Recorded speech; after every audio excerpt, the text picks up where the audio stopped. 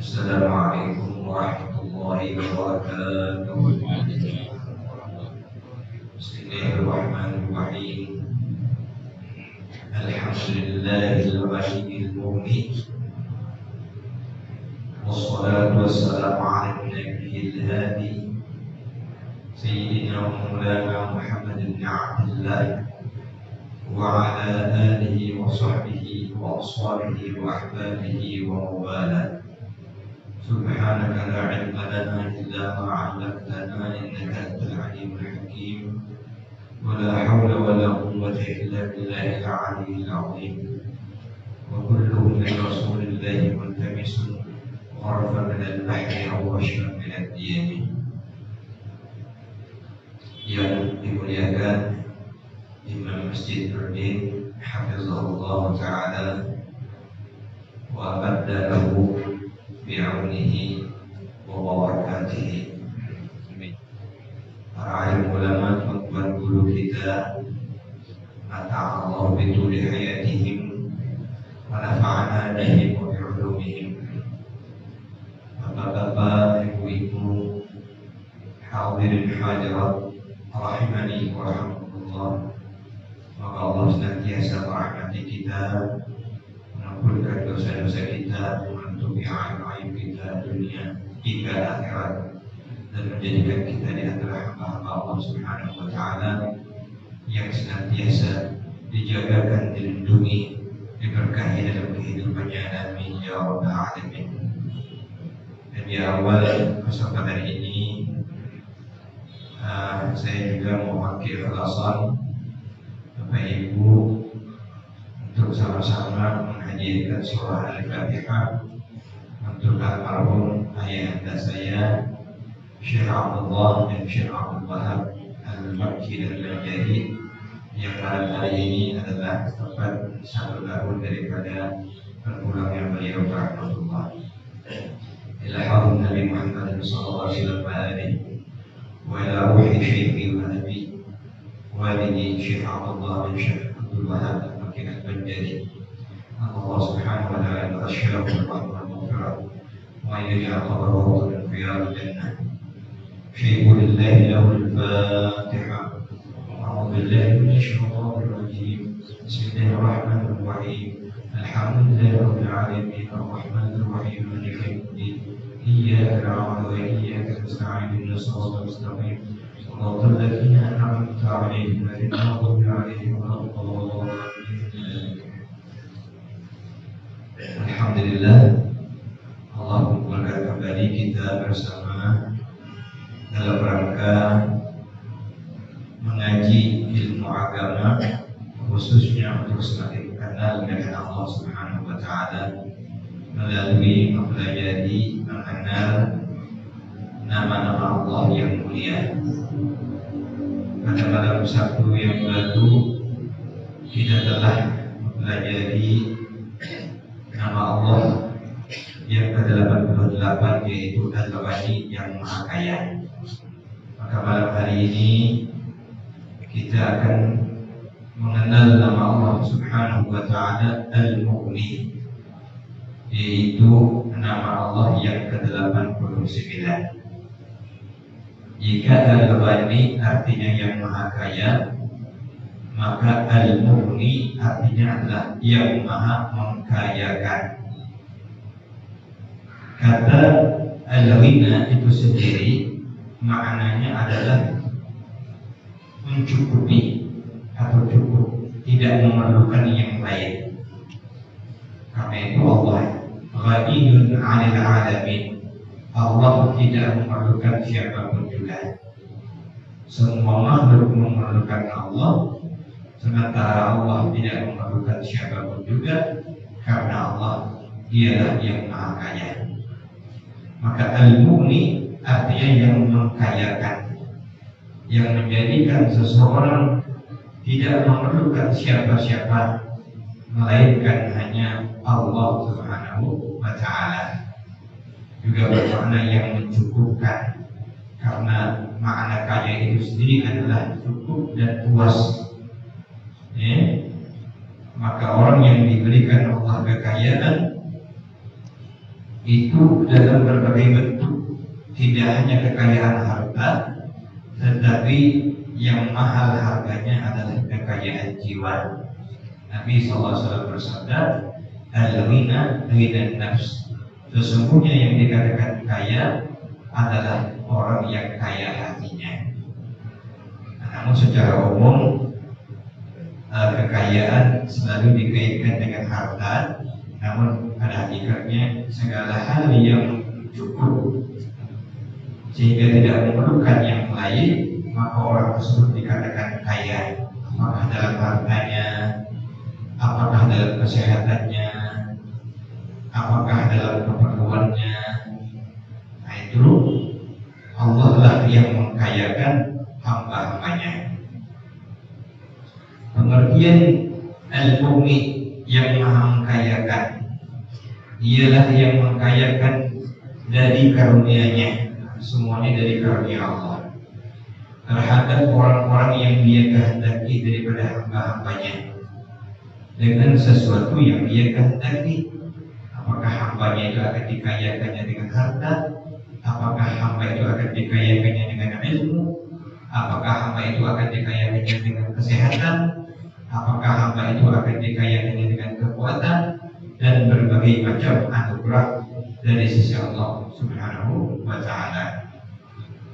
Nah, termasuk di sini sebagian hamba-hambanya, kata guru kita, ada yang dikayakan Allah dengan ilmu, sehingga jadilah hamba itu hamba yang alim atau yang berilmu. Karena yang punya ilmu Allah, semua milik Allah, Dialah yang maha kaya. Lalu jika diberikannya sebahagian kekayaannya itu, khazanahnya itu dibuatnya hambanya kaya sesuai dengan anugerah Allah, maka Allah lah al-mughni yang mengkayakan hambanya. Sebahagian daripada hambanya ada yang Dia kayakan dengan kekuatan, maka jadilah hamba itu hamba yang kuat. Kuat ini dua macam, atau banyak macamnya. Kuat fisik, kuat iman. Kuat iman ini kan berat.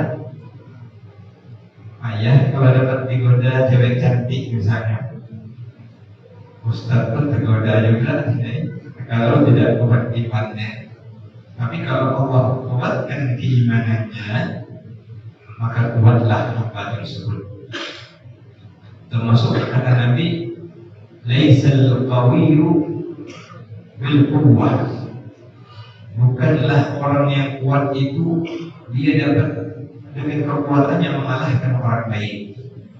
Tetapi wa innamal qawi, yang disebut orang yang kuat, may yamliku nafsahu 'inda al-ghadab. Orang yang dapat mengendalikan dirinya saat dia emosi. Saat emosi itu, kalau pandai mengendalikan diri, dialah orang yang kuat. Orang emosi ini kaya, jarang yang bisa menahan diri itu langsung ngamuk lah. Apalagi dia memang jago kandidat, orang bohong tidak. Tapi kalau orang yang kuat sebenarnya, kata Nabi, jika dia bersabar, jika dia dapat menahan dirinya, apalagi saat emosi. Dan sebagian lagi ada yang Allah kayakan hambanya itu dengan harta, maka jadilah hamba itu disebut orang yang kaya hartanya, artinya hartawan. Dan sebagian lagi ada yang Allah kayakan dengan sebagian yang demikian lagi, daripadanya yang Allah kayakan dengan segala sesuatu. Ada orang yang Allah kayakan dengan berbagai kekayaan, sehingga dia kaya dari segala sesuatu, seperti kekasihnya Rasulullah Sallallahu Alaihi Wasallam. Allah mencukupinya dalam segala apapun juga. Allah melindunginya. Karena itu Allah telah berikan kepada Nabi kekayaan. Dalam ilmu Nabi gudangnya, dalam kekuatan Nabi orangnya, dalam kesabaran Nabi tokohnya, dalam kedermawanan Nabi tokohnya. Nah itu saking dermawannya Nabi, tapi saking Allah jagakan terus. Setiap hari ada rezeki Nabi, tapi setiap rezeki yang datang tak pernah disimpan di rumah. Lain kita kecil pun kita simpan juga, apalagi baca ini. Nabi tidak pernah termalam. Jika lebih dibagi-bagikan segera. Apa kata Rasulullah SAW yang Allah berikan ilmu, kekayaan dengan ilmu? Beliau berkata, Ana baitul ilmi, aku adalah gudangnya ilmu.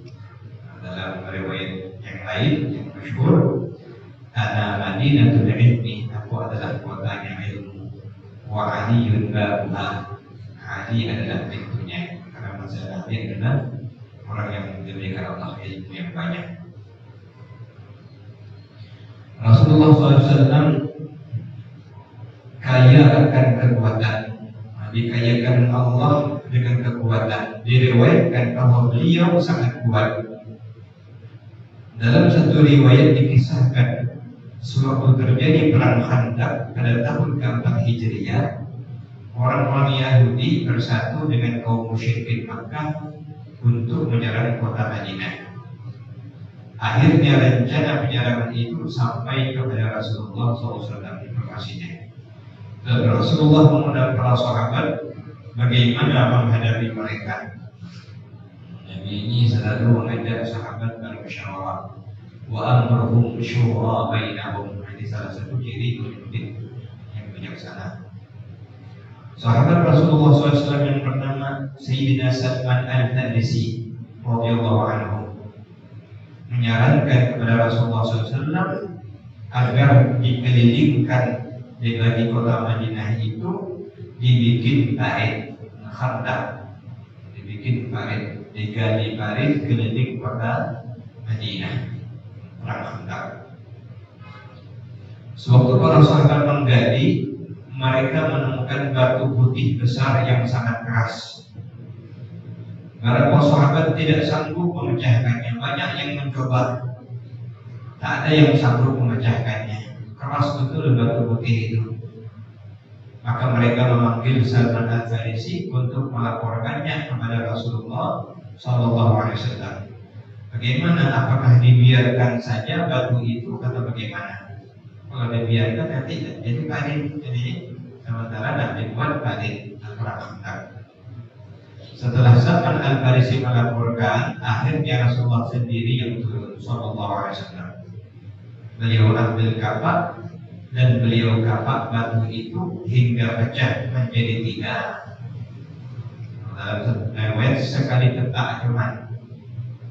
Antara para sahabat tidak ada yang dapat pecahkan. Disitulah para sahabat menyaksikan betapa kekuatan yang dimiliki oleh Rasulullah SAW. Ada juga riwayat ada seorang yang ahli gulat di zaman Rasulullah itu, Rukanah kalau saya tidak silap namanya.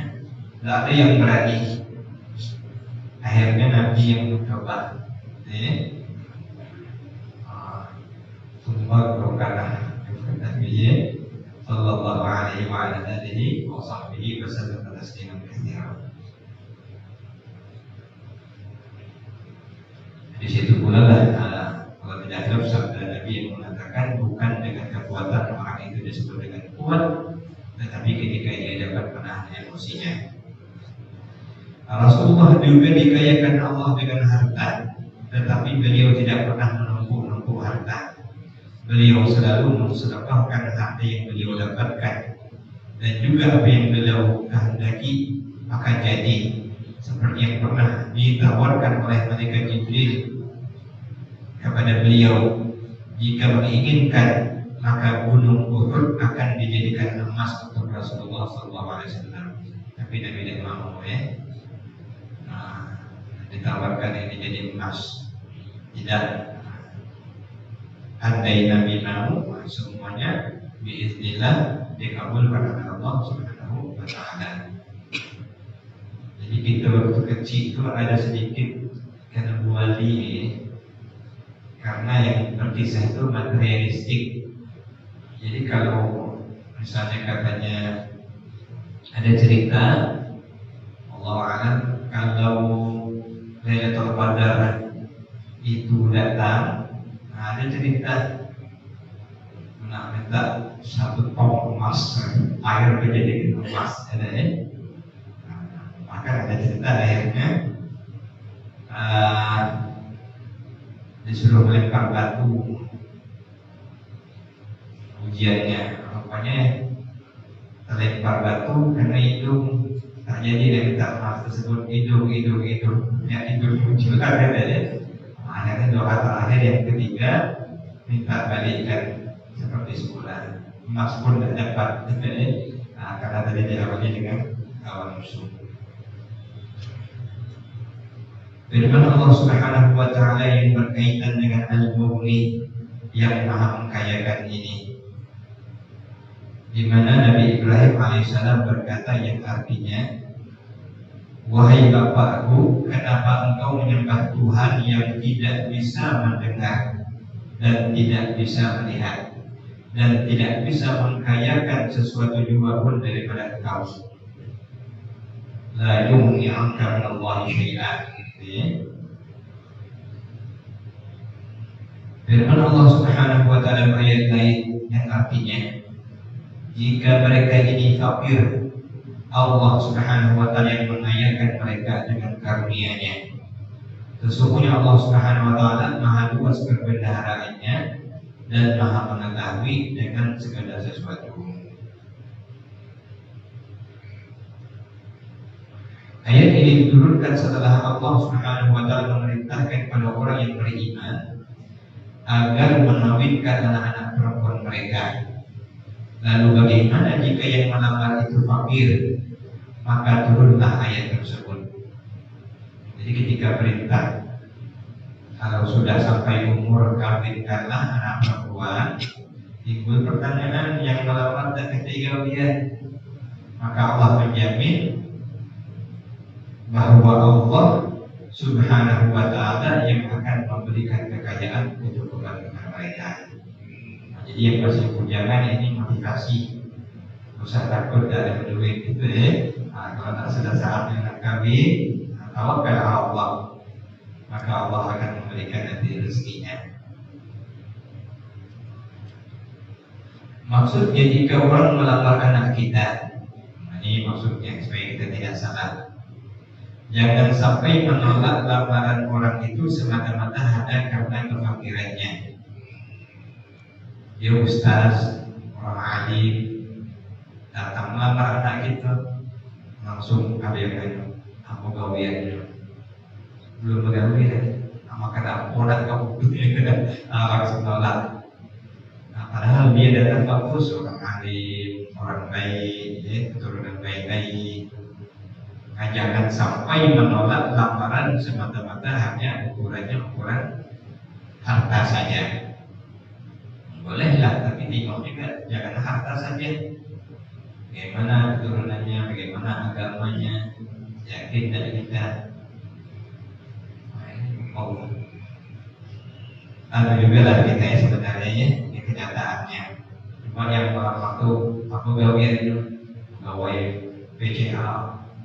Maksudnya aku bininya gede, tapi waktu yang datang aku kerjaan ustaz, diam dulu kita belum mau ganggu lagi. Ada dulu, janganlah kawinkan ustaz makan kitab gimana lagi itu. Padahal Allah yang menjamin ini, Allah yang mengkayakan hambanya.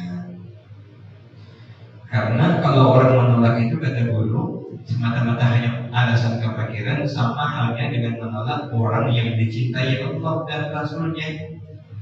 Padahal orang yang fakir, apalagi dia taat, orang yang alim, itu orang yang dicintai Allah. Kalau ditolak berarti sama saja menolak orang yang dicintai Allah dan Rasulnya. Nah, begitu juga jika menerima lamaran, jangan sampai karena kekayaannya saja, karena bisa jadi akan mendatangkan fitnah bagi keluarga. Orangnya cuma kaya, kayu yang memakai semata-mata, tak ada lagi, bukan karena ada kebaikan, ada keramahan, ada kedermawanan, ukurannya ada baik hati, bukan itu. Yang ditimu langsung yang kayunya baik. Nah, nanti tiba-tiba jadi fitnah. Nah, ini adalah pengajaran dari Allah bahwa Allah lah yang mengkayakan hambanya. Orang yang beriman dengan nama Allah Al-Mughni, akhlaknya adalah bahwa ia akan merasa kaya dengan Allah sebagai Tuhannya. Itu dulu yang paling penting.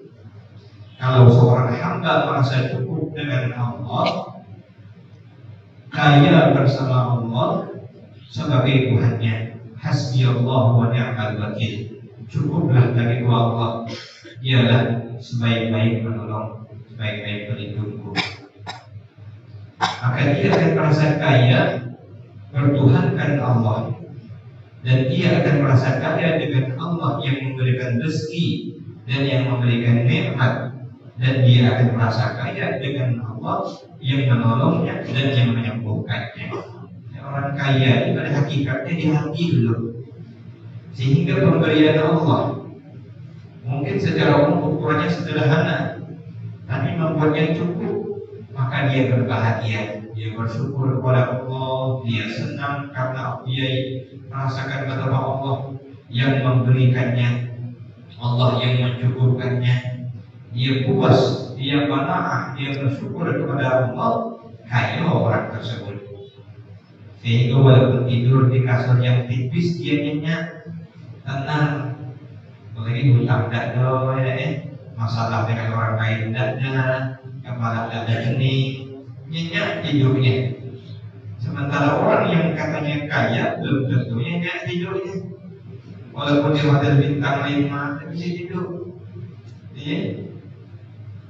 Walaupun duit banyak, pening pikirannya, banyaknya urusannya. Besok ada meeting, besok ini, besok itu. Nah, jadi sebenarnya kekayaan itu dimulai dari kekayaan hati dulu. Nah, jadi jangannya kita bersyukur. Jadi kalau orang yang merasa kaya, dia akan puas.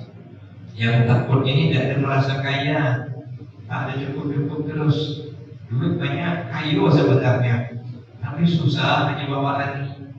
Kapan ditanya, dari duit aku, untung Allah baik, tetap diberikan Allah.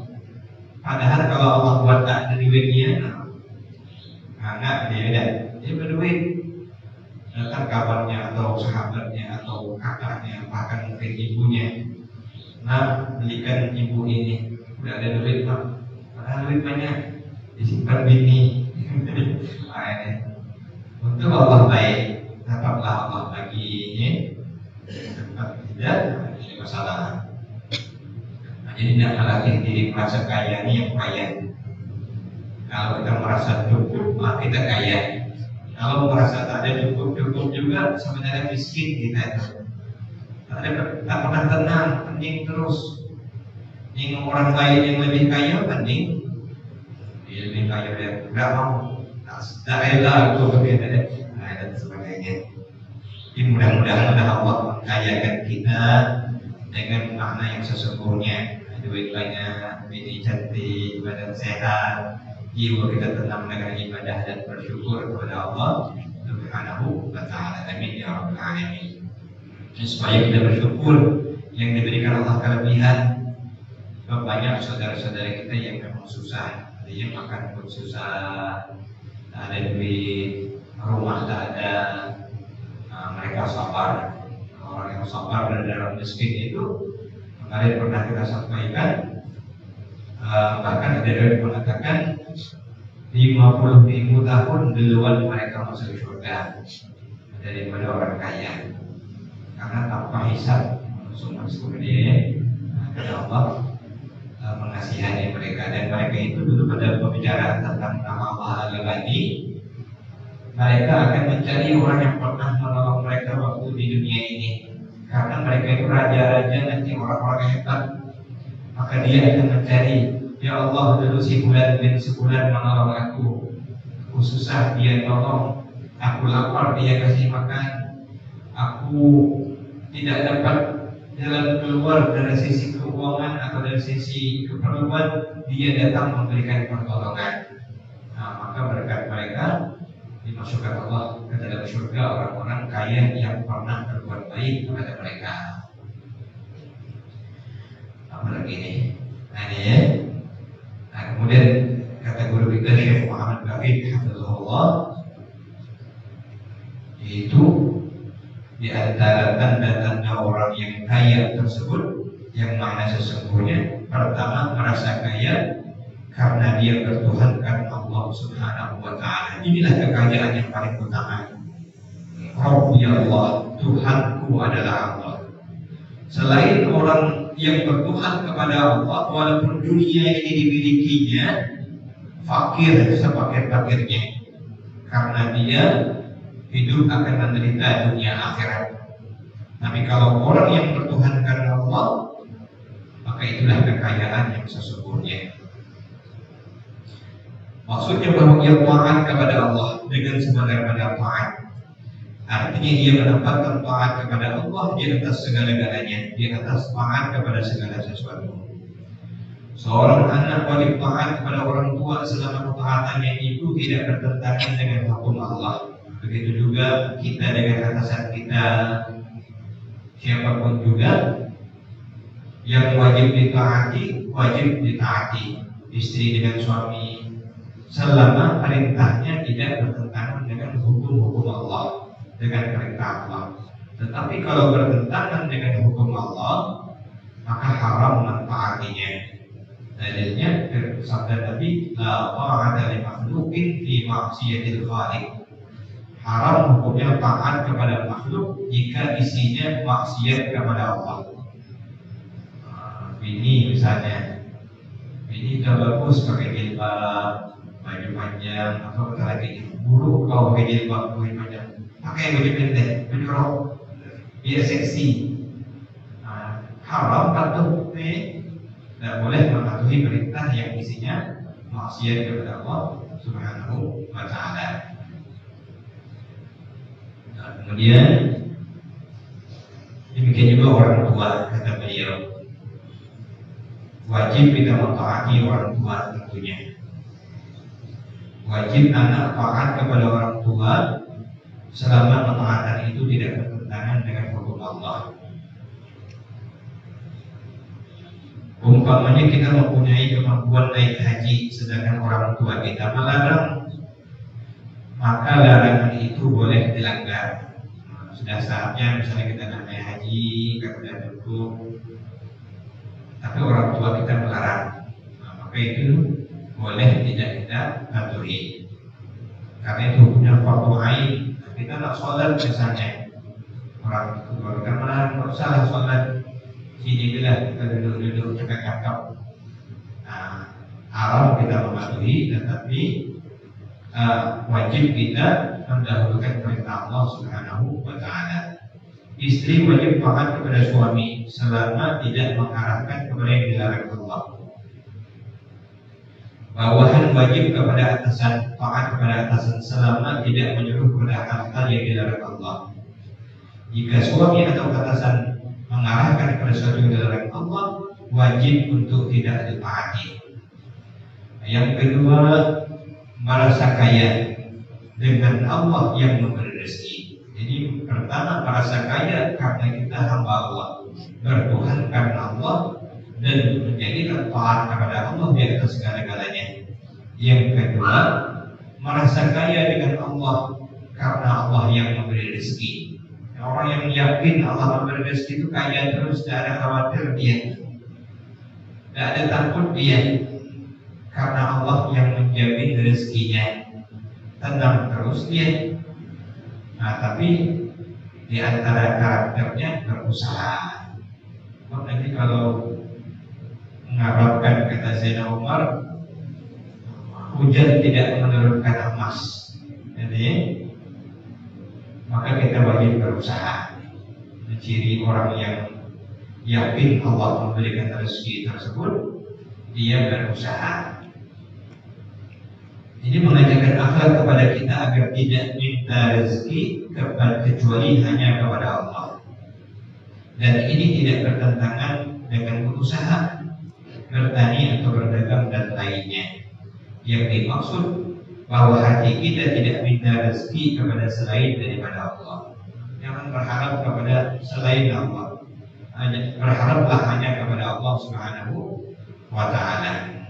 Itu hakikatnya. Tapi kalau untuk berdoa secara sebab, ada apa-apa ya, tolong saya ini misalnya.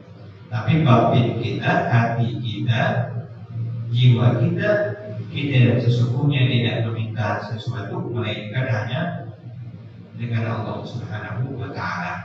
Sama dengan kita diberi, kita wajib bersyukur karena tauhidul af'al mengajarkan kepada kita yang memberi adalah Allah Subhanahu wa Ta'ala. Namun dengan manusia kita wajib berterima kasih. Sabda Nabi, "Man lam yashkurin nas, lam yashkurillah." Siapa yang tak pandai berterima kasih dengan manusia, berarti tidak berterima kasih kepada Allah Subhanahu wa Ta'ala. Inilah maksud merasa kaya dengan Allah sebagai zat yang telah memberikan rezeki kepada hamba-hambanya.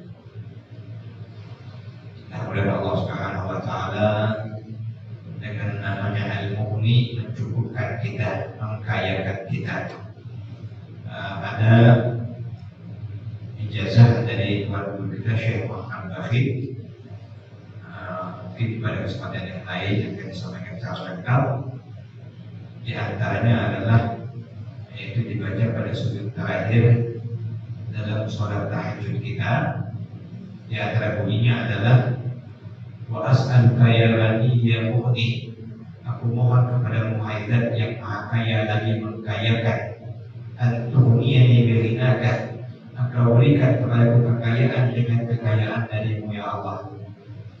Hatta la ahtaju ahadan ghairak, sehingga aku tidak memerlukan siapa-siapa lagi selain hanya kepada Engkau ya Allah.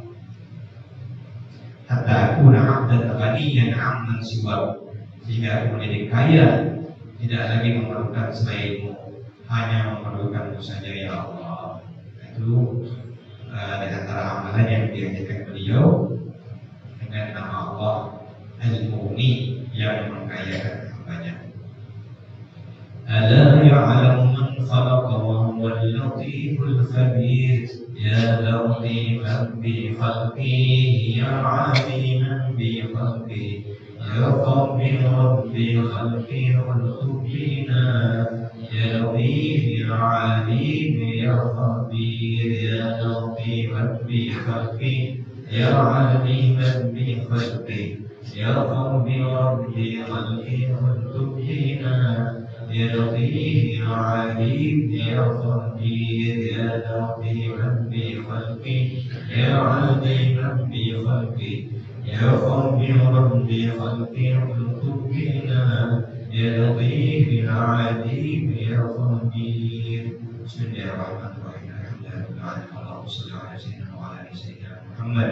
Allahumma ya ghani ya mughni, nas'aluka an tughniya min ghinaaka, nas'aluka an tughniya min ghinaaka hatta nakuna ibadatan li 'amman siwaak bi lutfin wa 'afiyah. Wa sallallahu ala sayyidina Muhammadin wa ala alihi wa sahbihi wa sallam. Walhamdulillahi rabbil alamin. Assalamualaikum warahmatullahi wabarakatuh.